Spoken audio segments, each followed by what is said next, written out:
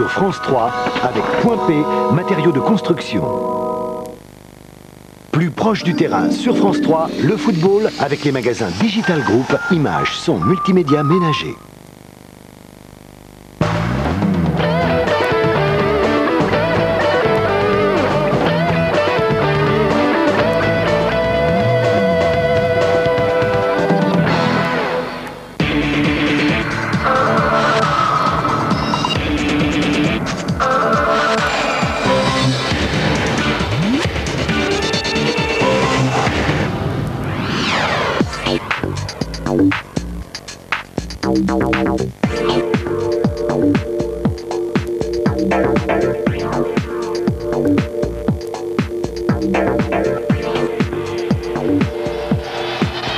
Madame, monsieur, bonjour. Connaissez-vous la légende, le mythe de David et Goliath? Vous savez, cette légende donc qui raconte comment le jeune, le petit David a terrassé, a triomphé de l'expérimenté du géant Goliath. Eh ben, c'est une histoire qui date de peu plus de 3000 années maintenant, de 3000 ans. Mais je peux vous dire qu'ici à Caen, elle a été remise au goût du jour cette semaine, avant cette demi-finale de la Coupe de la Ligue. Parce que Alain Perrin, bonsoir. Bonsoir. Merci d'être avec nous ce soir encore. Parce que c'est vrai que Monaco fait figure un petit peu de géant par rapport à Caen. Hein.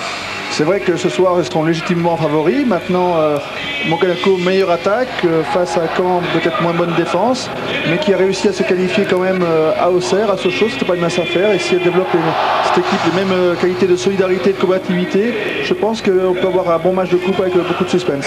C'est certain. Et puis il faut savoir aussi que Caen, en championnat, a été la seule équipe à faire trébucher les Monégasques à l'extérieur. C'était ici sur ce stade de Michel Dornano.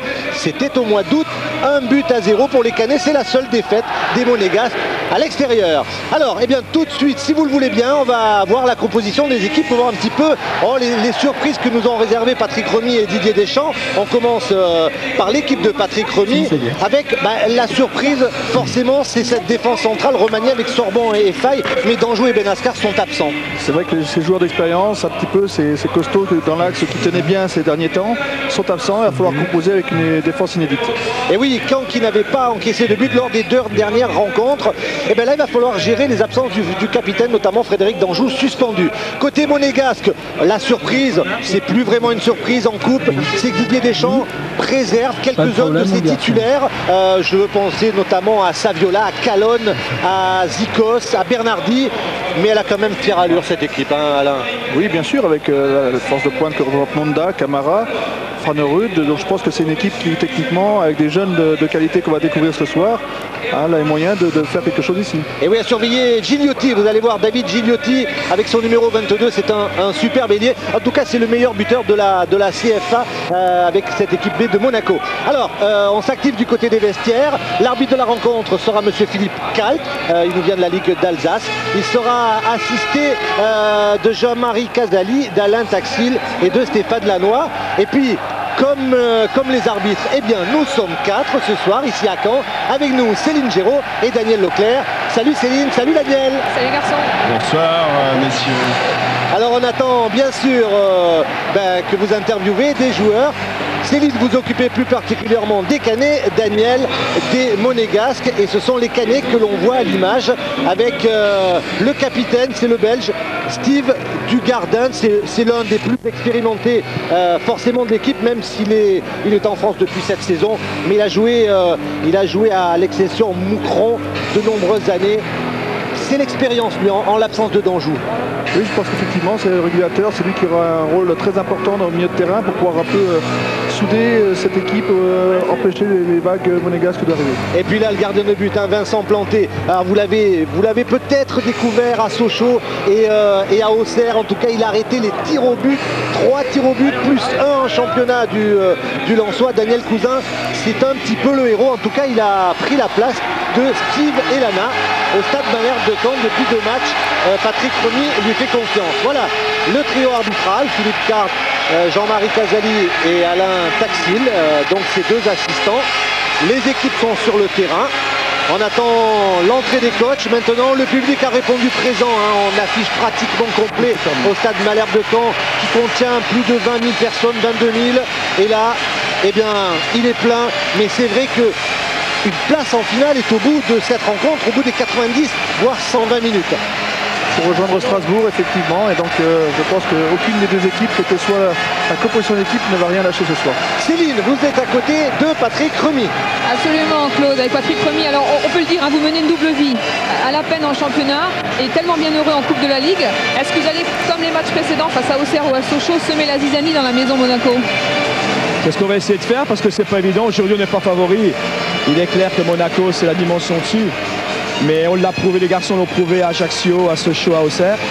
Pour pouvoir renverser la hiérarchie, ça va être encore un exploit ce soir qu'on devra accomplir pour éliminer les vice-champions d'Europe et une équipe française qualifiée en Champions League. Il y a la légende, Claude parlait de la légende de David et Goliath, ça va marcher ce soir, le petit qui mange le gros.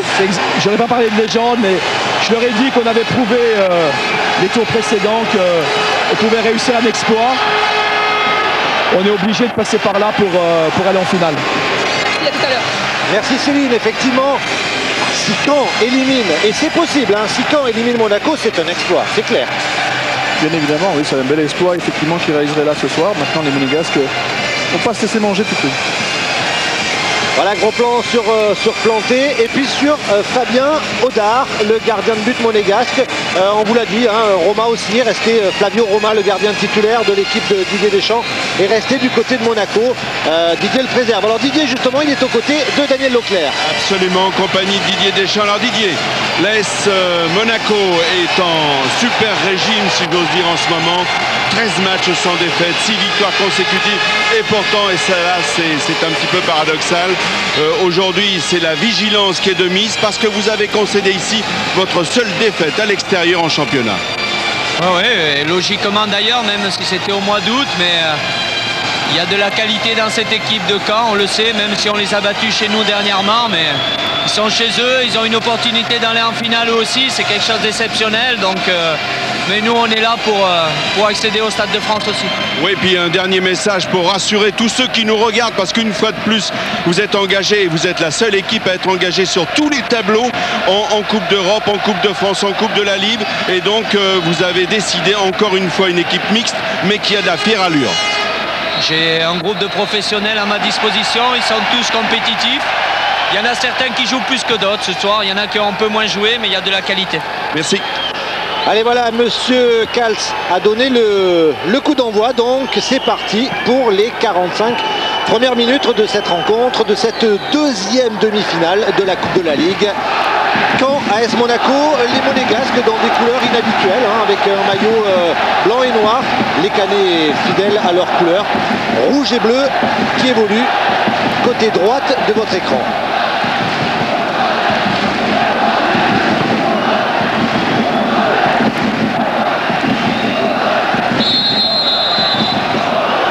Et une première faute sifflée par monsieur Kalt.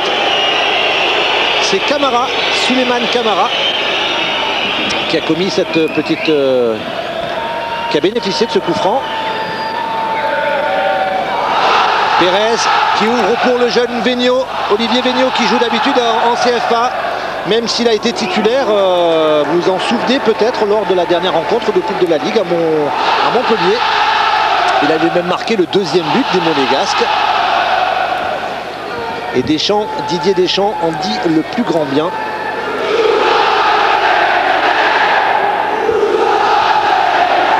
Une équipe de Monaco qui semble s'organiser en 4-3-3. Ça change un petit peu de notre 4-2 habituel. Avec le milieu de terrain Farnerud, Pérez et Vigneault. Et Vigneault, effectivement, à Montpellier, il avait joué latéral gauche, Olivier Vigneault. Mais son poste de prédilection, c'est plutôt milieu de terrain. Pierre Jogado, le directeur de la communication de Monaco, nous le confiait tout à l'heure. Bien joué entre le maître et Mazur, le centre immédiat de Mazur, c'était à destination de Mathieu, c'est pas fini. Fabien Audard qui boxe cette balle une première fois et qui s'en saisit finalement. Petite inquiétude dans la défense monégasque en ce début de rencontre. De quoi donner confiance aux Canets pour justement rentrer cette rencontre. Avec Gigliotti. Il joue avec Chabani Nonda. On est content de le voir, Chabani, après sa grave blessure l'an dernier. Il rejoue avec Gigliotti, qui provoque sans arrêt ce joueur Gigliotti. Il est entré dans la surface, non. Il peut jouer avec Farnerud et puis El Fakiri. Pérez, Camara. Il peut se retourner Camara, il va tenter de déborder Sub. Le centre de Camara, contré. Non. Sortie de but, a décidé Monsieur Calp. Le dégagement de Vincent Planté. Le corner, oui, effectivement. Et juste un mot pour vous dire, Claude et Alain, que la pelouse n'a plus beaucoup de pelouse, puisqu'il a beaucoup plu ici sur la région et le terrain est très très spongieux. Et les Monégasques m'ont dit chausser des crampons 16, les spécialistes apprécieront. Oui, effectivement, c'est vrai que c'est mou et ça va se détériorer de plus en plus ce terrain. Suite au pluie, vous l'avez dit, le centre immédiat de Lemaître, de Reynald Lemaître, du gauche, un petit peu trop fort pour inquiéter Fabien Audard. Mais on a décidé, semble-t-il, côté Canet, d'adresser des balles dans la surface, dans la boîte. Peut-être qu'ils se disent que Fabien Audard, qui n'a pas énormément joué cette saison, n'est peut-être pas vraiment en confiance ou pour le déstabiliser. Il cherche surtout à mettre effectivement la pression dans les 16 mètres et sur le gardien d'entrée.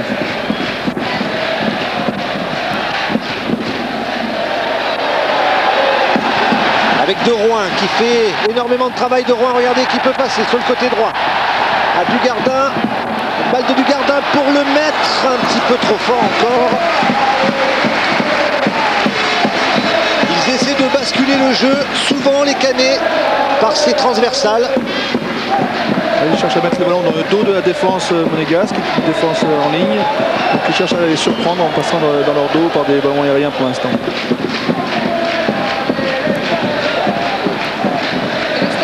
Quasiment plein comme un œuf, hein, Claude. 19 000 places vendues, les premiers prix 8 €, les plus chers 25 €. Il y a 20 800 places exactement, vous voyez, donc c'est pratiquement plein. Ouais, effectivement, c'est vrai, mais les Canets ont fait 20 000 de moyenne à peu près. Attention à Gigliotti aux abords de la surface et coup franc. Il obtient un coup franc, David Gigliotti. Bien placé, dangereux. Et quand on sait que lors du dernier match, Monaco-Caen, je vous rappelle le score 5-2, les Canets ont encaissé 4 buts sur les 5 sur coup de pied arrêté. Il va falloir être vigilant. Une faute en retard sur la vivacité de l'attaquant, par de Dugardin. C'est déjà un coup franc très très dangereux. 22 mètres nous a signalé Jean-Pierre Leroux, notre réalisateur. Vincent Planté, prêt. C'est Chabani Nonda, semble-t-il, qui va frapper cette balle. Gaël Givet du gauche. Ouais, Givet du gauche qui a l'ouverture. Ouais, il est là à côté. Gaël Givet avec son numéro 32. Il se prépare quelque chose là. Ou alors une combinaison, Diego Pérez est derrière, direct et là, il préfère assurer Vincent Planté en repoussant cette balle des 2 points. Une petite claquette pour assurer effectivement sur les transversales. Et le premier corner, le premier coup de poing, coup de colin de la rencontre. Les points c'était pour Vincent Planté. Pour les Monégasques. Avec Vigneault pour le frapper du pied gauche, corner rentrant. Bonne densité physique de la part de Monaco avec Givet, Rodriguez, Nonda. Ouais, bien pris cette balle par Vincent Planté. Il est en confiance actuellement, on vous l'a dit. Titulaire dans cette équipe de Caen depuis 2 matchs.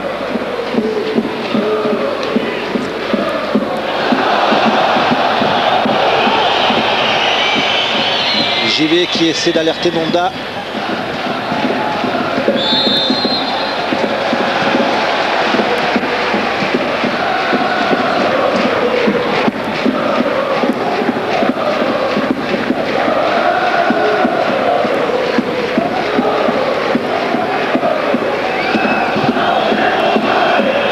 Ibrahima Faye qui est arrivé de Belgique en début de saison.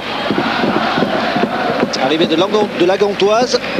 Et Patrick Remy l'avait repéré là-bas. C'est même lui qui l'avait fait venir en Belgique en provenance du Red Star. D'habitude il joue latéral. Et là il est obligé de suppléer l'absence de Danjou. C'est une des clés du match justement, la capacité de cette défense centrale à bien s'entendre et à museler surtout Chabani Nonda.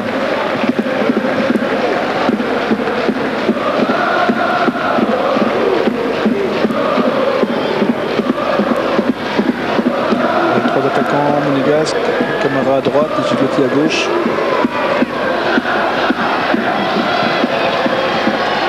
Il permute énormément et on le verra parce que Gigliotti joue souvent côté droit. El Fakiri qui récupère cette balle.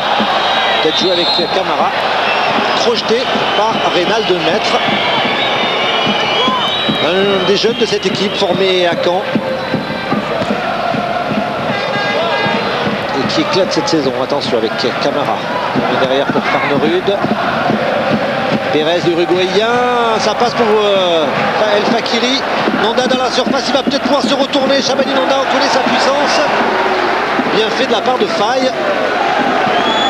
Même s'il concède le corner.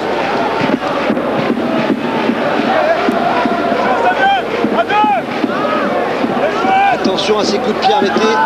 Joué à deux avec Farnerud. Du gauche. Dégagé par De Rouen. Farnerud à nouveau qui rate cette balle un petit peu. Et le tacle de Lemaître. Attention au carton là cette fois-ci. Et ouais, 2 fois consécutives. Une faute de Reynald Lemaître. Monsieur Kalb n'hésite pas. Il arrive en retard sur le ballon. Donc il peut s'arrêter. Effectivement, c'est très logiquement. Monsieur Kalb sort le carton jaune.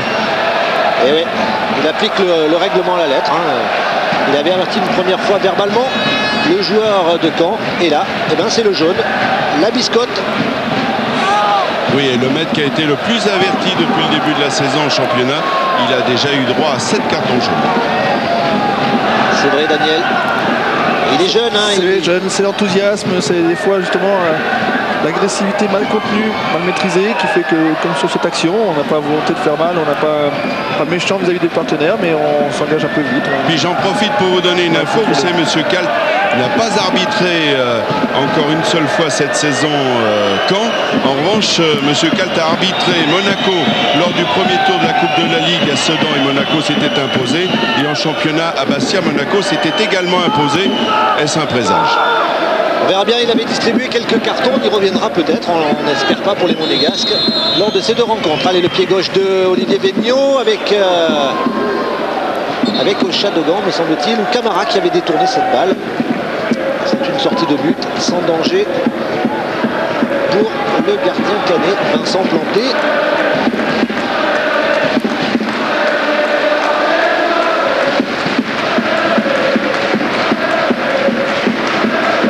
Puisqu'on est dans les chiffres, laissez-moi vous dire que les 2 équipes se sont rencontrées à 19 reprises, toutes compétitions confondues, et que l'ASM Monaco mène par 13 victoires à 4 et 2 nuls concernant les 2 formations.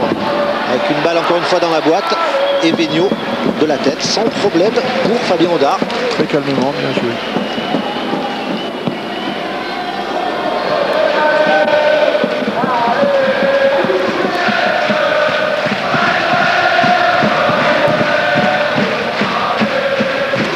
El Fakiri qui avait cherché en profondeur Gigliotti, qui repassait sur le côté droit. Lemaître, Battier, Ochadogan.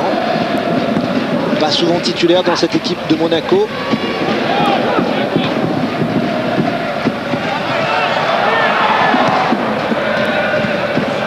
Je pense qu'on verra montrer très souvent El Fakiri sur le côté droit parce que Monaco s'organise contre les 2 attaquants de Caen. Laisser JV, Ochadogan et Rodriguez en défense. Donc il garde à 3 défenseurs pour assurer une sécurité, pour libérer El Fakiri sur le côté droit. Allez, on vous rappelle que nous avons un jeu. Vous pouvez gagner 1 000 € en chèque cadeau et puis 10 places pour la finale. En répondant à cette question, on va peut-être attendre... Non, voilà, le dégagement des Canets. Monaco a gagné la Coupe de la Ligue en 2003, ça vous le savez. Alors contre qui? Contre Sochaux, contre Nantes, contre Auxerre, 32-43. Pour gagner des places pour la finale. Avec Mazur, il avait cherché Battier. Pas fini peut-être avec De Rouen pour Mazur à nouveau. Ah, dommage, beaucoup d'imprécisions de ce côté-là, mais c'est pas fini avec Lemaître qui récupère la balle. qui tente le tripot sur El Fakiri et qui demandait une faute. Et Monsieur Kalk a dit relevez-vous, il n'y a rien. C'est toujours pas faute. On voit les Canets qui vont très vite parce qu'ils récupèrent le ballon. Attention, il était hors jeu Mathieu. À la limite de la précipitation, ce qui a permis justement cette perte de balle tout à l'heure. Ouais, c'est vrai que c'est leur jeu, hein. Les Canets, vous allez les découvrir si vous ne les avez pas encore vus sur France Télévisions en Coupe de la Ligue. Ils ont un jeu direct, vertical, toujours porté vers l'avant et si possible à une voire deux touches de balle. C'est la tactique que prône Patrick Rémy et ça avait réussi en début de saison, hein. Forcément ils étaient bien placés et puis ensuite ils se sont un petit peu écroulés, mais ils sont dangereux à tout moment, tout comme les Monégasques actuellement avec Nanda bien contré par Faye. Ah, ça va être un des duels ça, hein. Faye, Nanda. Ah, mauvaise relance là. Et la tête de Gigliotti. Petit bande de panique là. Ouais, hors jeu signalé, ouais. Et pour la petite histoire, Claude, le speaker va faire une annonce tout de suite. Il y a un petit fait de course, un fait de match. Il y a un spectateur qui a un sifflet qui a exactement la même sonorité que celui de l'arbitre. Et le quatrième arbitre vient demander au speaker de faire une annonce parce que visiblement ça perturbe le jeu et les joueurs. Ah oui, c'est clair ça. S'il y a des sifflets dans les tribunes qui ressemblent à celui de l'arbitre, ça va pas être facile de jouer.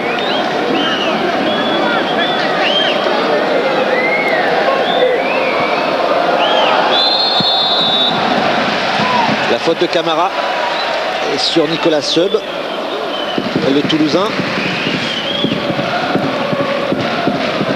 En tout cas, les Canets qui sont rentrés sans complexe dans ce match, hein, qui sont bien décidés à prendre quelque chose à leur compte et qui jouent assez offensif avec De Rouen derrière deux attaquants.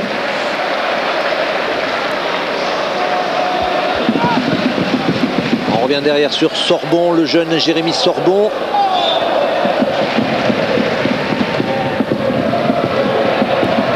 Barre, dégagement de Rodriguez, Pérez, Battier qui peut donner à De Rouen.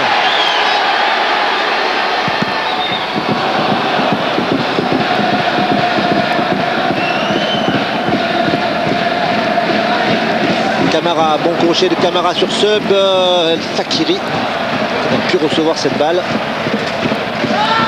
Ça joue vite aussi côté monégasque.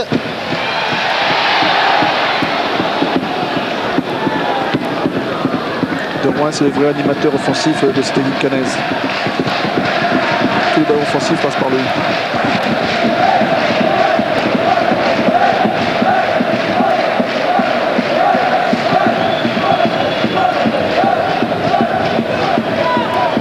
Avec JV, longue balle à destination de Camara. Et récupération, Vincent Planté.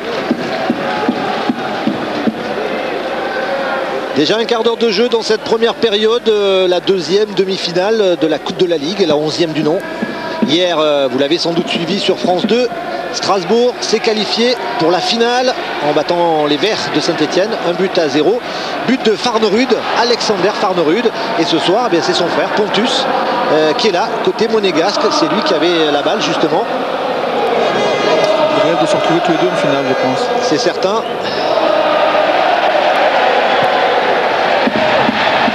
Pour Vattier avec dégagement d'Ochadogan, long dégagement. C'est vrai que cette tentative de passe longue dans le dos de la défense mène quelquefois des échecs et des pertes de balles, mais aussi peut provoquer des situations très dangereuses. C'est la recherche d'une passe décisive. Avec Reynald Lemaitre et son pied gauche, il est magique son pied gauche, même si là, il a... Ouais non, alors là, voilà. Là, la magie l'avait laissé derrière lui, hein, parce que cette balle est sortie directement derrière les buts de Fabien Audard. Alors c'est vrai qu'on a discuté un petit peu avec Cédric Inchbar, qui nous disait on va jouer apparemment assez bas pour essayer de mettre des balles longues sur la défense monégasque, qui n'a pas vraiment l'habitude de jouer ensemble. Ces 4 joueurs.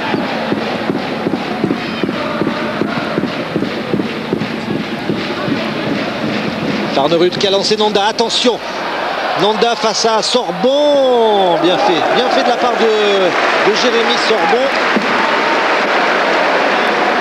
formé à Caen face à Chabani Nonda, Chris Nonda. Il faut parler de la puissance, on était la pression sur lui, pour obliger de faire une balle. La remise d'El Fakiri pour Camara.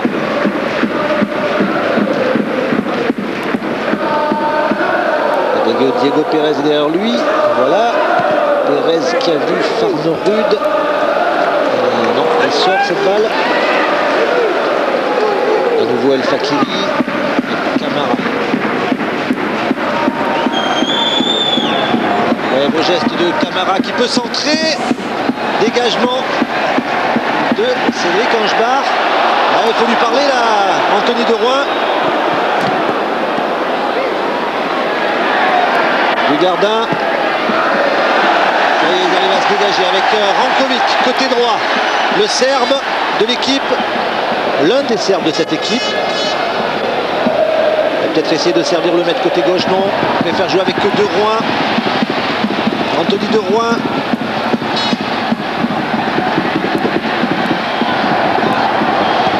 Et le centre de Rankovic.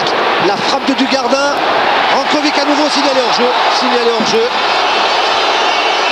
Oui, dommage. La frappe de Rankovic, la frappe de Dugardin, pardon. Le Monégasque monte sur la frappe et met les Canets en position hors-jeu.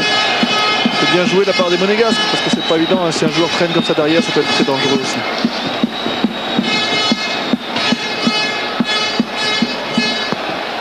En tout cas, cette action a réveillé le public qui va sans doute encourager son équipe. Encore, ils en ont besoin, les Canets.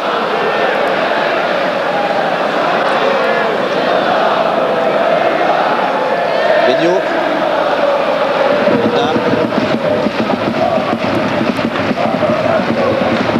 Longue balle de Pérez. Dans la surface, il y a Camara.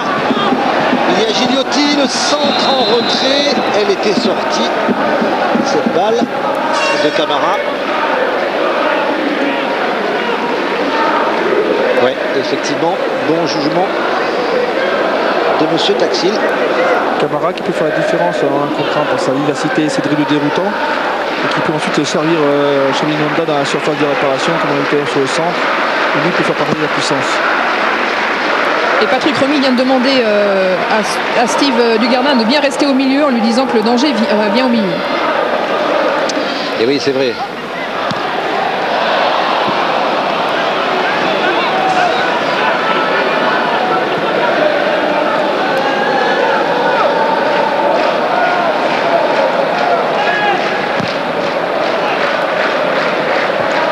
Les attaquants monégasques permutent, hein, puisque Wananda à gauche. Camara dans l'axe. Avec le pied gauche de Rankovic, ça ne passe pas. Au contraire, ce sont les Monégasques qui récupèrent cette balle avec Camara. Camara face à Sorbon. Et la faute sifflée par Monsieur Cal. Pas vraiment du goût du public. Ouais, Il semblait qu'il était un peu en déséquilibre et puis il arrivait un peu dans son dos. Bon. Bien joué le coup. Avec Farnerud pour le frapper. Dans la boîte, cette balle de Farnerud. Oula, dangereuse ces balles parce que personne ne la touche et le gardien de but souvent est trompé.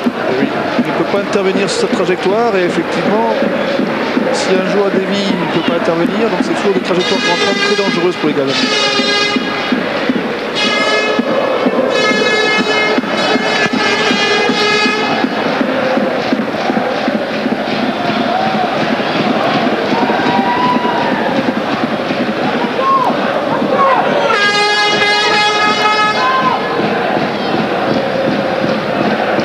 Gigliotti, c'est Benio qui est parti sur le côté gauche, pris par Angebar.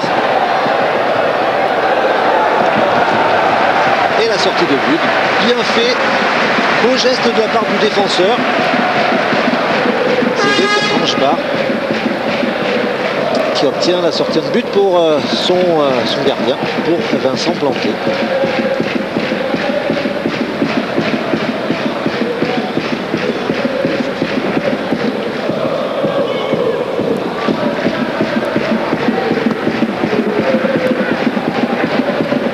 Dégagement et c'est le maître qui a pris cette balle de la tête. Il avait prolongé pour Vattier et Mazur. Rodriguez qui ne s'embarrasse pas, ça dégage. Tout comme Faye d'ailleurs.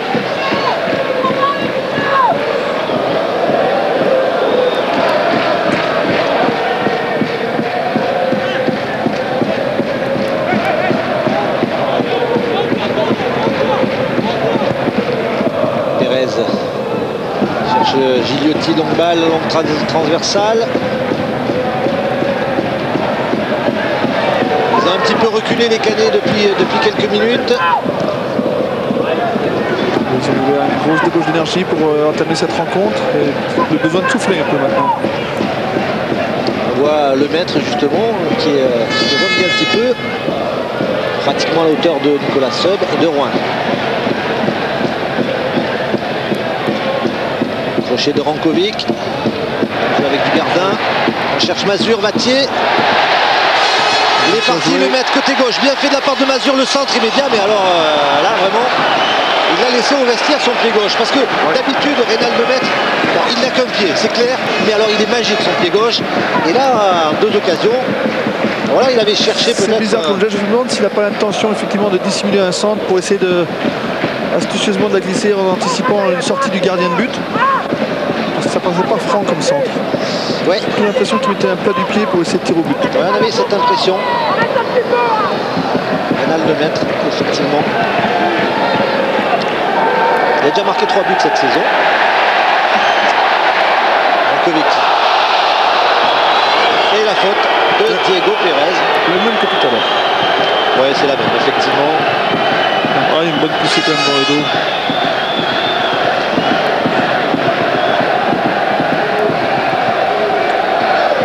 Voilà, c'est parti Rankovic, il joue très vite, bien joué, super bien joué. Le centre a rentré sans doute pour Mazur, qui a essayé de laisser passer.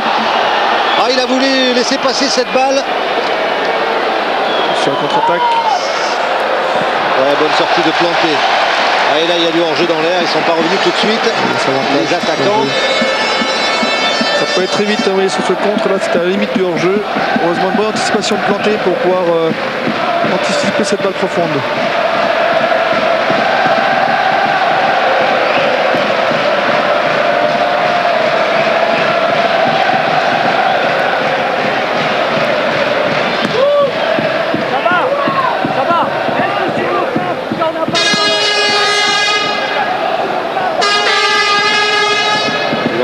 Faille encore à destination de Reynald Lemaitre et El Fakiri qui préfère mettre cette balle hors du terrain.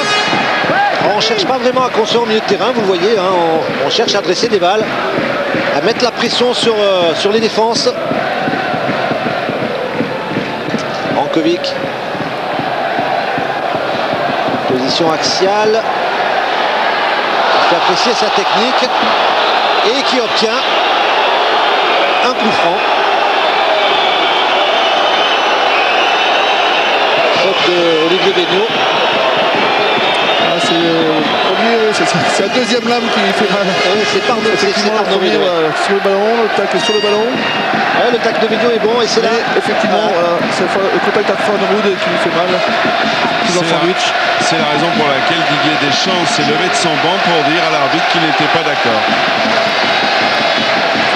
Eh oui. Mais en tout cas, M. Cal avait sifflé.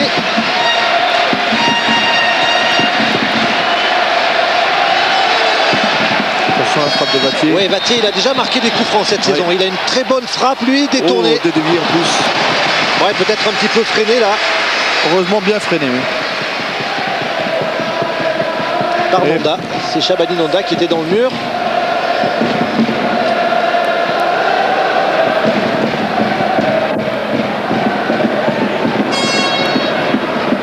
Benio bien joué pour El Fakiri.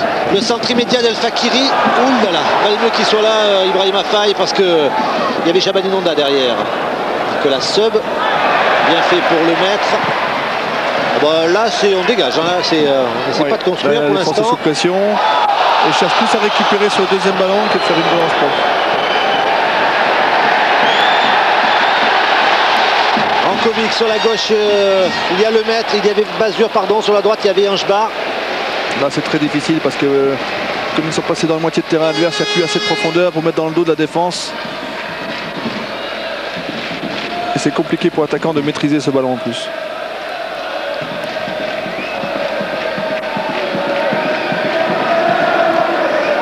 El Fakiri, vous l'aviez pressenti, il monte énormément. Le Norvégien, puisqu'il est Norvégien, pour Camara. Dans la surface de réparation, le centre en pivot de Camara. Ouh, il y avait danger là. Bien fait de la part d'Angebar et de Dugardin.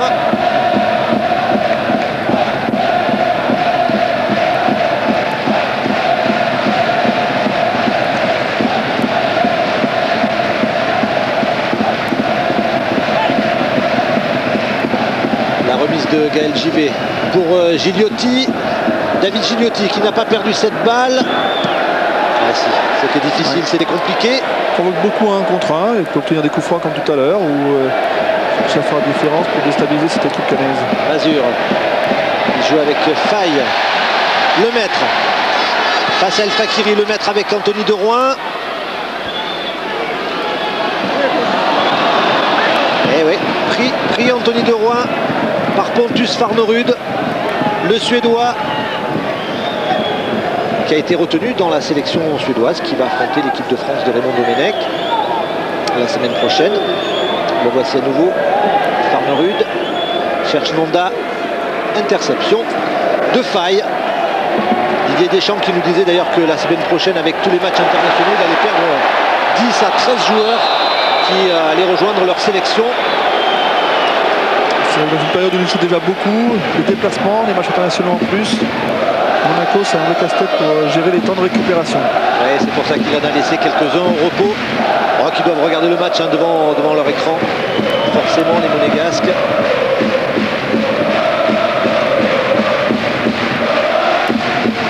Angebar, longue balle pour le mettre, la déviation de la tête pour Vattier. Bien pris par Rodriguez.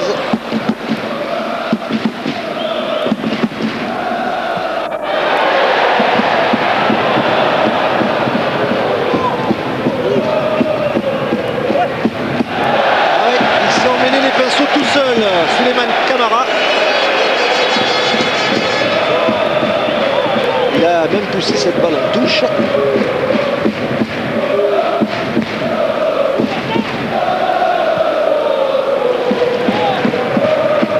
Une demi-heure de jeu. Deuxième demi-finale de la Coupe de la Ligue. Caen, Monaco.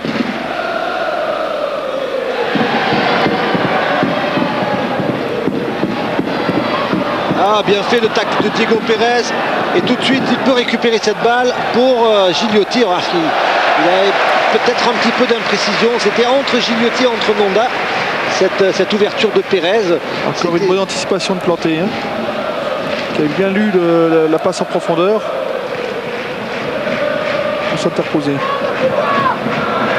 El Fakiri, Farnerud, El Fakiri à nouveau. Ah, il avait trop poussé son ballon.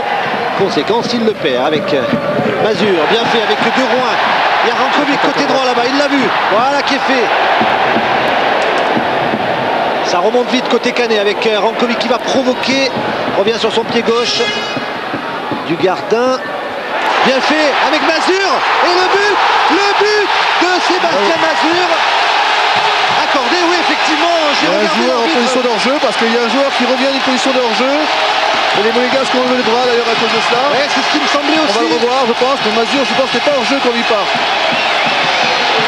Mazur n'est pas hors-jeu, voilà, mais il y a un joueur, c'est pour Vattier qui traîne un peu derrière. Oui, effectivement. Et en tout cas, ouverture du score de Sébastien Mazur. Du gauche, il trompe Fabien Audard. Il a déjà marqué 5 buts en championnat. Il joue rapidement le ballon, il n'a laissé aucune chance au gardien qui est un petit peu sur les talons. Donc il a joué très vite ce ballon, il n'a pas pu prendre ses appuis. Et on avait remarqué le très bon travail de Rankovic. Et puis de Rouen, l'homme de la dernière passe, Anthony de Rouen. À un moment où Monaco justement avait besoin de souffler parce que les mobilités un petit peu du milieu de terrain, des joueurs qui ont moins l'habitude de jouer en D1 d'habitude donc soufflait un petit peu, il y avait moins de possibilités, donc il nous avait diminué la pression offensive. Il n'arrivait plus à maintenir le ballon sur la défense de Caen. Et ça a permis à Caen de sortir et d'exploiter cette situation. Attention. Et à la joie sur le banc, Canet a suivi l'inquiétude puisque visiblement Rankovic souffre du mollet et risque d'être remplacé. Attention avec Mazur encore, c'est Louis. Oula, super barré de Fabien Audard en 2 temps. Il était encore parti à la limite, Sébastien Mazur. Voilà, par contre là il n'y a rien à dire, effectivement c'est bien joué, il y a une petite approximation sur l'entente défensive de Monaco. C'était vraiment une balle de KO à ce moment-là. On vous l'a dit que les Canets avaient un jeu direct. Vous l'avez vu en 2 occasions, sur le but et puis sur l'action qui a suivi. Et en tout cas, il mène 0. Attention avec les Gigliotti Nonda, là, qui essaie de se mettre sur son pied droit. Petite feinte à la frappe du gauche. C'était bien fait. L'idée était bonne. Oui, puis Claude, c'est quand même un événement ce but de Canet parce que les Monégasques n'en avaient pris que 5 à l'extérieur depuis le début de la saison. 1 en Coupe de la Ligue, c'était à Montpellier. Donc avec ces 2 compétitions confondues, eh bien vous voyez, c'est le 7e but seulement encaissé par Monaco à l'extérieur. Et oui, vous avez raison de le préciser, Daniel. D'autant plus que les Canets n'avaient plus marqué ici depuis 4 rencontres. Donc voilà, les compteurs qui sont remis à 0 pour les Canets. C'est l'effet coupe. Ah, les joueurs se libèrent, ils jouent à fond leur chance, ils veulent aller au Stade de France.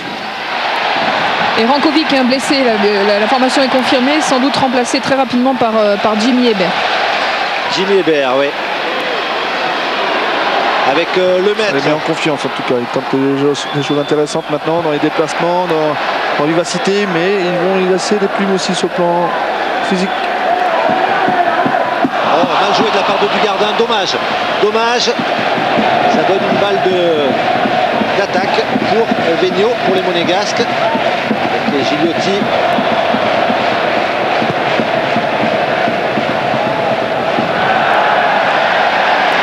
Mathieu. On cherche encore Mazur. Oh, ça a failli passer. Ça va, il arrive à récupérer cette balle, Fabien Audard. Ils sont en danger chaque fois, les défenseurs monégasques. Ils sont surpris par cet engagement, cette combativité des attaquants canets.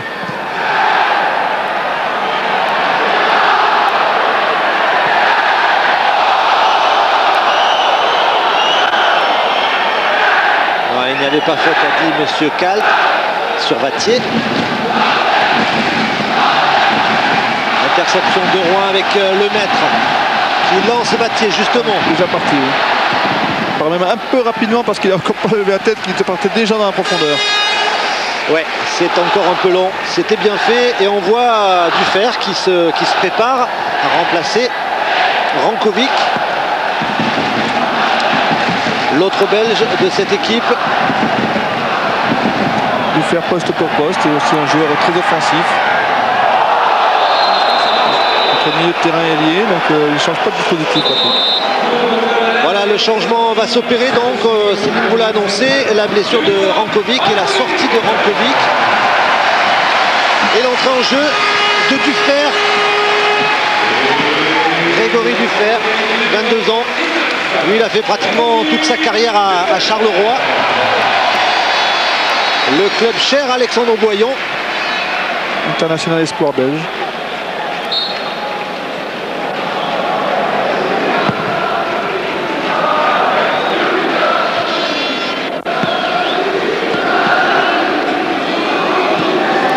Allez, on vous rappelle que vous pouvez gagner 1 000 € en chèque cadeau et puis des places pour la finale au Stade de France.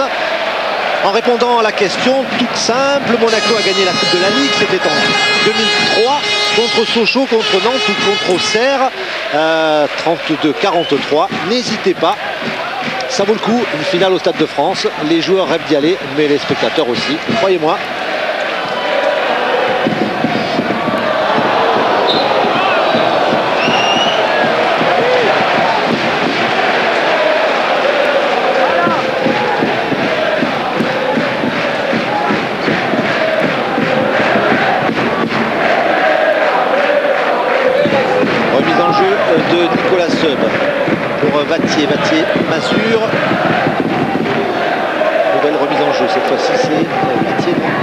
blessé.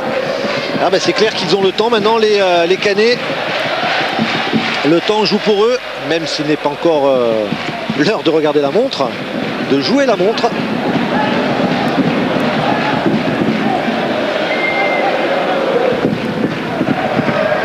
Gigliotti qui est revenu côté droit avec El Fakiri sur sa droite, Farnerud. Ils ne sont pas compris. Je pense qu'il cherchait plutôt Camara dans la profondeur et Camara s'est bloqué dans sa course parce qu'il a vu Farnerud plonger.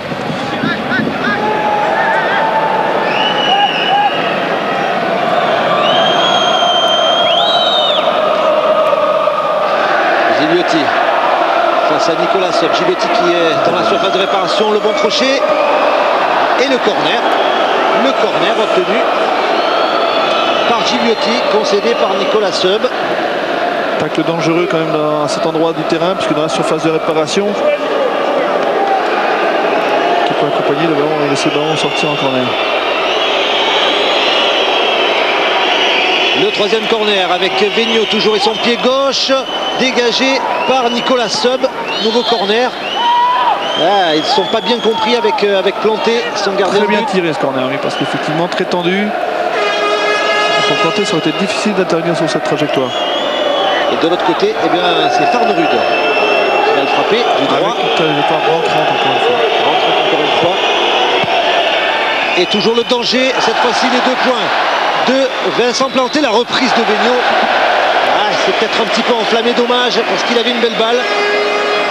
Oui, mais c'est monté très vite sur lui et effectivement il fallait qu'il prenne sa chance. Je pense que c'est sur contrôle.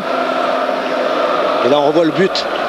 Regardez, superbe geste d'attaquant de Sébastien Mazur du gauche. Très rapidement, hein, justement, ce qui permet d'empêcher le gardien de trouver ses appuis pour intervenir. Et le salut à ses supporters. Et qu'on mène 1-0. Salut de Torero. Hein. Oui.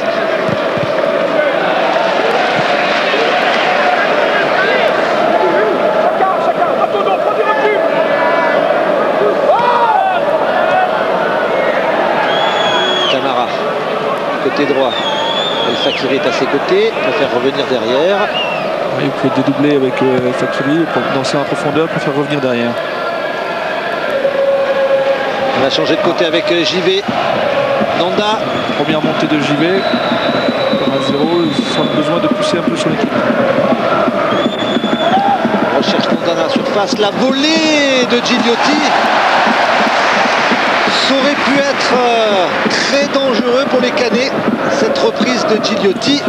Planté était sur la frapper le ballon comme il voulait parce que le ballon venait un peu trop près de lui. Il a été obligé de frapper un peu en se reculant, donc ça manquait à la fois de puissance et de précision, mais effectivement une bonne opportunité pour Monaco.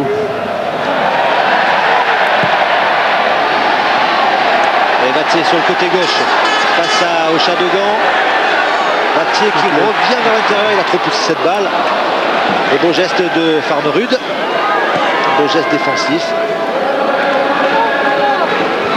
Et ils sont plus prudents les Canets, ils mènent 1-0. Il reste encore 5 minutes dans cette première période. Vigneault, Nanda, El Fakiri. Oh, bien fait de la part de Camara. Oui, mais le ballon était plus rapide que lui. Ah non, attention aussi. Ah, mais il y avait une petite faute. Oui, effectivement, Daniel. Ouais. C'est presque limite quand on fait une faute de petit jeu. Là, il est passé sur la fin de corps. Il le retient par le bras et ça met presque un carton. Oui, effectivement. En tout cas, il doit y avoir un avertissement verbal. Et le pied droit de Farnerud. Une balle dans la surface. Très tendu. Angebar. Récupération Vigneault pour Monaco. Il se fait subtiliser la balle par Dugardin. Et ça repart avec Mazur encore côté droit. À 4 contre 2 même. Ah, il avait cherché Battier alors que Dufer était arrivé à grandes enjambées. C'est pas fini avec Mazur. Derrière lui il y a Dufer. Effectivement seul, trop seul peut-être un petit peu. Dufer dans la surface. Bien fait face à Vigneault. Et j'y vais. C'est un dribbleur du fer également, c'est un garçon qui provoque. Allez, les Canets qui s'installent dans le camp monégasque. Avec peut-être la frappe, non, encore Mazur, et le deuxième but de Mazur, non, de Lemaitre, c'est Lemaitre et son pied gauche. Super bien joué de la part de Rouen surtout. Encore une passe décisive d'Anthony de Rouen, effectivement, et le deuxième but. La frappe de frappe qui lance l'attaquant. Avec cette balle repoussée par la défense, avec de Rouen qui lance Lemaitre. Premier arrêt d'Odard, de la main, et le but. Et le Bancanet qui exulte évidemment, et Patrick Remy qui montre sa montre et qui regarde ses joueurs en disant jouez la montre, jouez la montre. Ah oui, attendez. Il veut gérer jusqu'à la mi-temps effectivement maintenant. Même s'il faut faire trop attention lorsqu'on vient de marquer dans les 5 minutes qui suivent, de ne pas se relâcher. Très bien joué la respiration de Rouen. Et il y aura 2 minutes de temps additionnel. Et Caen qui mène donc 2-0 face à Monaco dans cette deuxième demi-finale de la Coupe de la Ligue. Avec Camara, la frappe de Camara. La réaction immédiate tout de suite. Une occasion pour Monaco, ils vont pousser fort maintenant. Et vous savez, Claude, Reynald Lemaitre voulait absolument marquer ce soir. Eh bien, son vœu est exaucé parce qu'il fait partie des rares Canets à avoir déjà joué au Stade de France. C'était la finale de la Coupe Gambardella en 2001. Effectivement, oui, c'est vrai. Mais cette fois-ci, il veut jouer avec les grands. Il peut jouer avec les juniors. Oui, belle récupération de Sorbon. Et puis Camara maintenant pour Monaco avec Farnerud qui cherche Gigliotti. Il a essayé de détourner cette balle. Petite déviation pour Camara qui arrivait.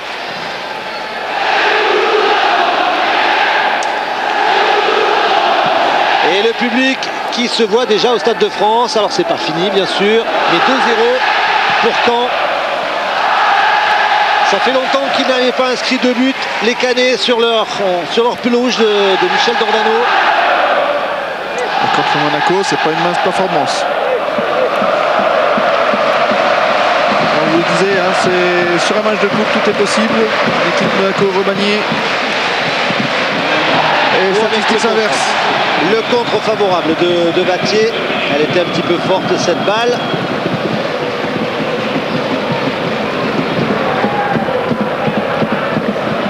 Maintenant pour Didier Deschamps, le problème c'est de savoir s'il fait rentrer du sang frais rapidement. Il y a des garçons comme Adebayor. Vas-y, Evra.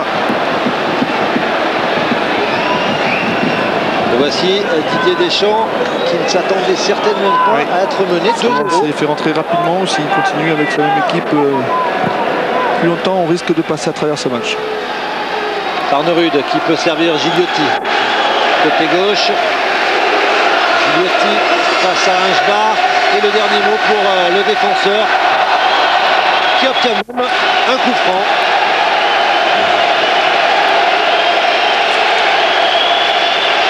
Et des Monégasques qui commencent un petit peu à s'énerver peut-être. À 2-0, c'est pas fait. C'est un but pour revenir dans la partie. Et la qualité, le talent des Monégasques permet de le faire, le penser. Mais maintenant, il faut se retrousser les manches.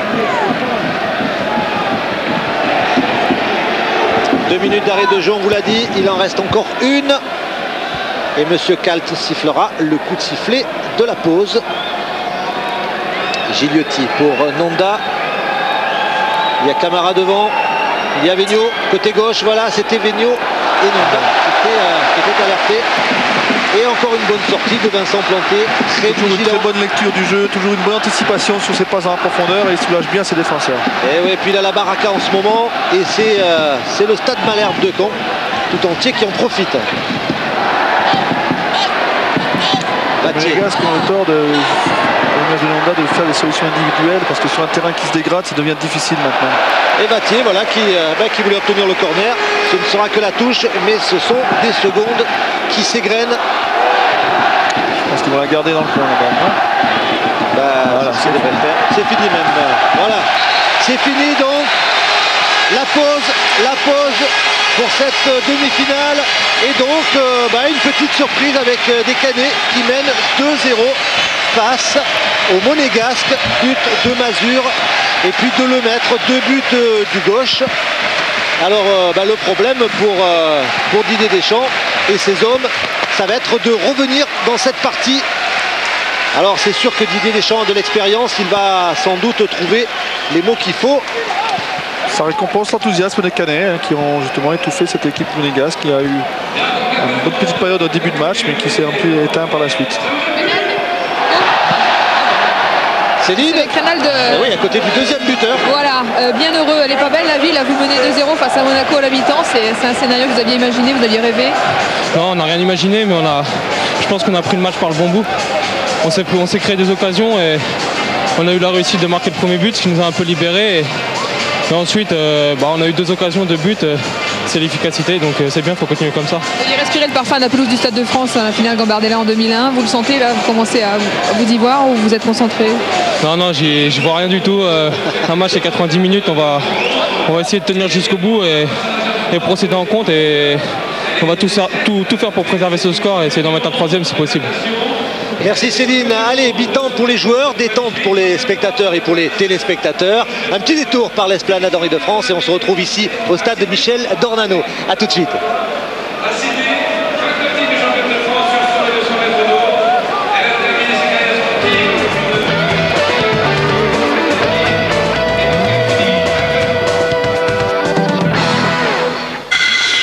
La Coupe de la Ligue sur France 3 avec Point P, matériaux de construction. Le football sur France 3 avec les magasins Digital Group, images, son multimédia ménager.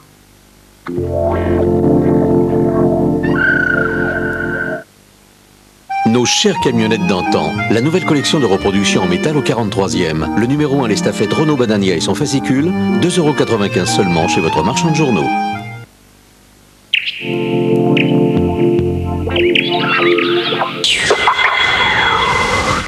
Recherche sur Connor John, né le 28 février 1985. Sexe masculin, race blanche, mère Connor Sarah. Connor, prénom Sarah. Évadé hier soir de l'hôpital psychiatrique de Pescadero. Le suspect numéro 2 est un homme blanc, correspondant.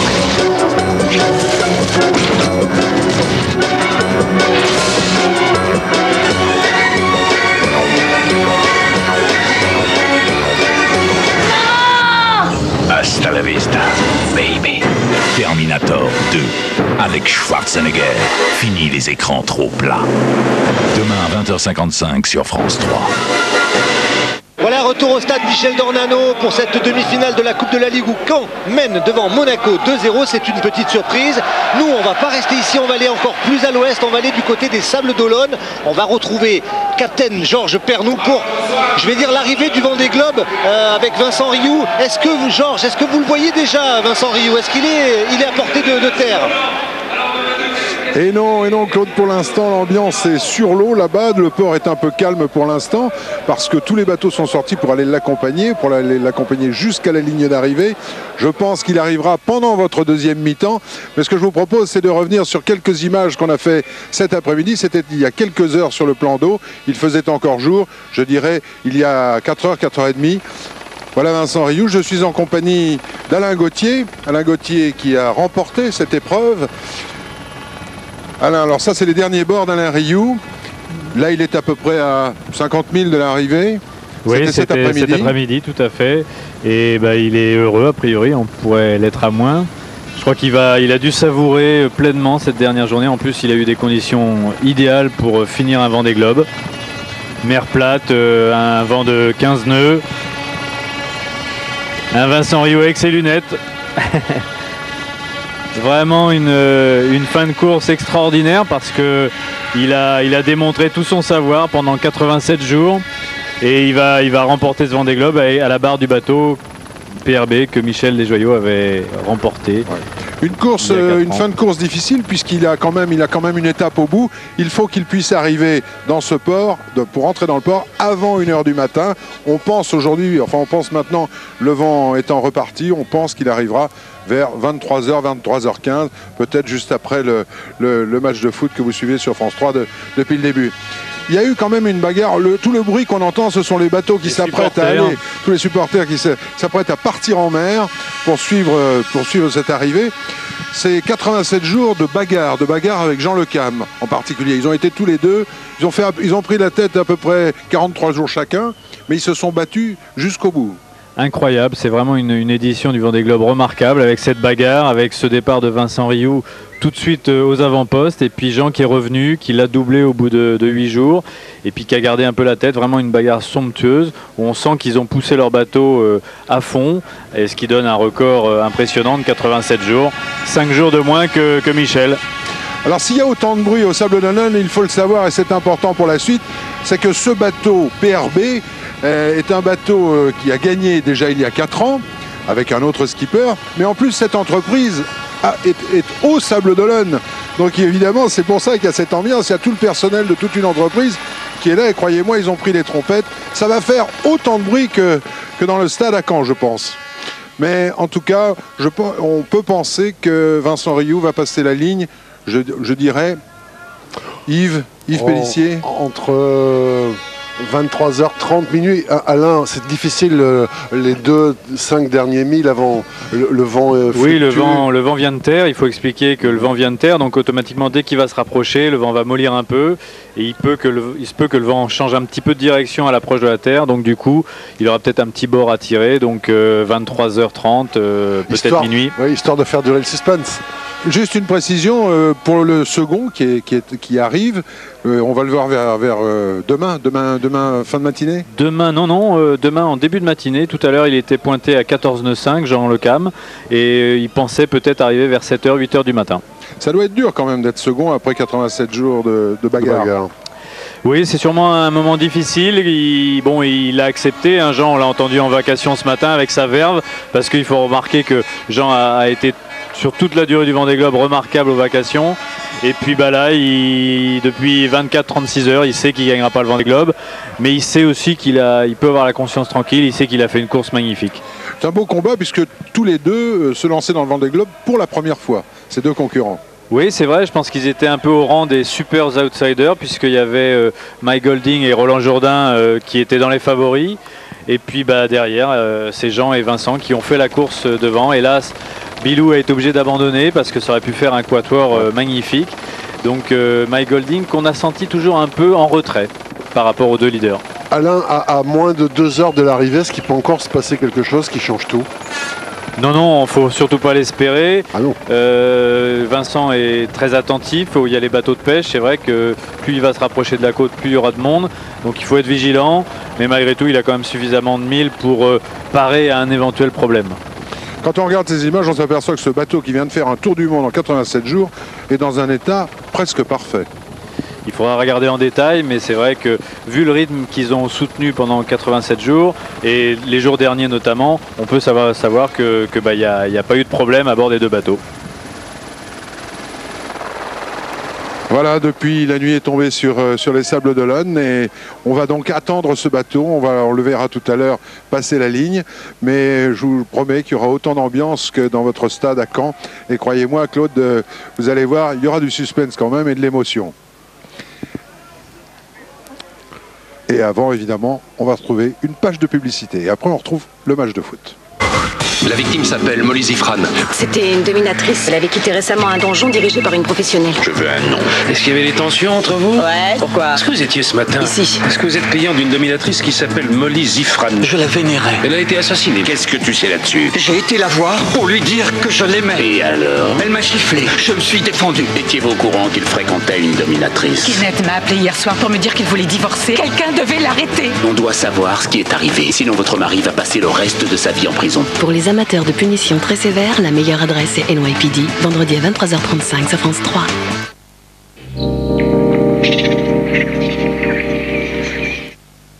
T'as bien dormi? Très bien. Bon, t'es prête, ma puce? Mais ça va, j'ai compris. Bah, tu pourrais faire attention quand même. Ouais, mais c'est pas facile. Paul, tu viens? Faut que je te laisse. Avec le haut débit 9 Télécom, vous allez abuser du téléphone. J'arrive. Tous vos appels locaux et nationaux illimités pour 9 € de plus. 9 Télécom, appelez vite le 1099.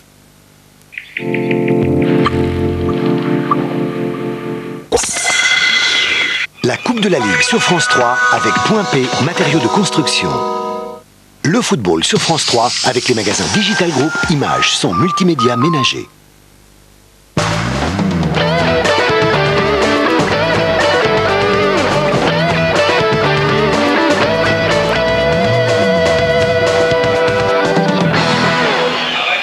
Voilà, retour sur terre et c'est vraiment le cas de le dire puisque vous le voyez sur ces images de Jean-Pierre Leroux, les jardiniers ici au stade de Michel Dornano s'affairent pour remettre en état une pelouse qui a souffert au cours de cette première période. Mais tout de même un grand bravo à Vincent Rioux, vainqueur. Il n'a pas encore franchi la ligne mais ça ne devrait tarder de ce 5e Vendée Globe. On pense à Michel Desjoyaux, hein, c'est la même équipe, à Fabienne Morin, à Eric Coquel et à toute la bande. Ils avaient travaillé et ça paye. Voilà, nous eh bien, on va revoir les deux buts de la première période puisque je vous le rappelle eh bien, au cours de cette deuxième demi-finale de la Coupe de la Ligue, Caen mène 2-0 face à Monaco. Premier but de Sébastien Mazur. Oui, c'est une surprise de les voir en si bonne posture à la mi-temps. Maintenant le suspense sera entier avec vont-ils tenir en deuxième mi-temps sur la poussée monégasque. En tout cas, c'est sûr que pour l'instant, les Canets, c'est sûr, hein, dans les vestiaires, ils devaient être sur un petit nuage. Le premier but de Mazur et le deuxième de Reynald Lemaître sur cette petite balle de Titi de Rouen. Regardez. Il bien entre les deux défenseurs monégasques, il n'y a pas beaucoup de place pour la glisser cette balle. Hein. Et Reynald Lemaître a déjà 3 buts cette saison en championnat.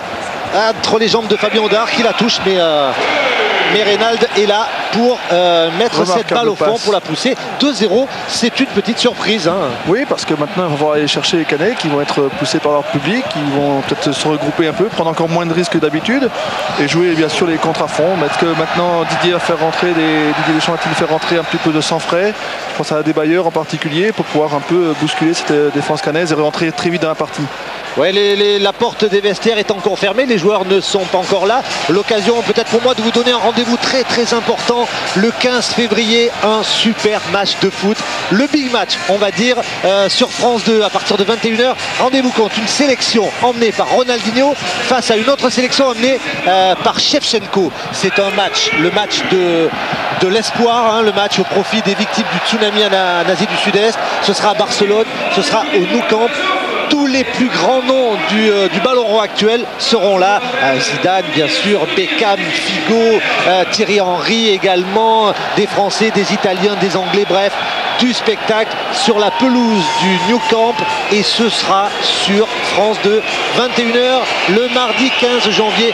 Cochez déjà votre février, bien sûr, pardon, 15 février, cochez déjà votre agenda parce que ça vaudra le coup. Daniel, vous êtes à côté d'un monégasque alors, comment vont-ils s'y prendre? Absolument, je suis à côté du capitaine monégasque Julien Rodriguez. Bon ben Julien, l'heure n'est plus au calcul, maintenant il y a 2 buts à remonter. Quel a été le discours du coach?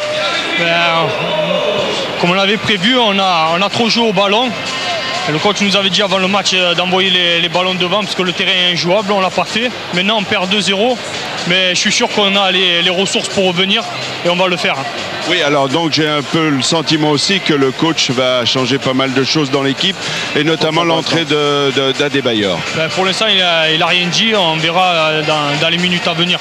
En tout cas, il faudrait presque marquer pour espérer encore dans cette demi-finale, marquer dans le premier quart d'heure. On sait qu'il n'y a rien qui est perdu. Si on marque de suite, là, on sait qu'ils vont trembler jusqu'au bout. Eh bien, on va regarder ça avec intérêt. Merci.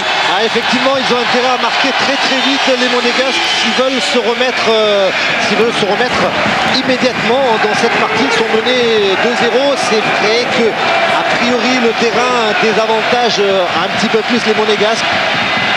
On peut penser qu'ils sont techniquement un petit peu meilleurs que les Canets, mais Didier Deschamps ce matin nous disait que le terrain il est pareil pour les deux équipes hein, et Caen devra jouer son jeu et nous aussi et on ne vient pas pour perdre, on veut absolument aller jouer la finale au Stade de France. Monaco qui l'a gagné cette Coupe de la Ligue en 2003, vous vous en souvenez sans doute. Didier Deschamps était déjà l'entraîneur de l'équipe, ils ont envie d'y retourner. Ces joueurs qui ont disputé pour certains la finale de la Ligue des Champions l'année prochaine et qui sont encore engagés sur les 4 tableaux, championnat, Coupe de France, Coupe de la Ligue, c'est pas encore fini, et puis Ligue des Champions. Voilà, a priori pas de changement côté monégasque, c'est ce qu'a dit Julien Rodriguez. Côté Canet, on a déjà fait un changement en première période avec l'entrée de Dufer à la place de Rankovic. Non, tous les protagonistes de la première période sont là. Monsieur Cal peut donner le coup d'envoi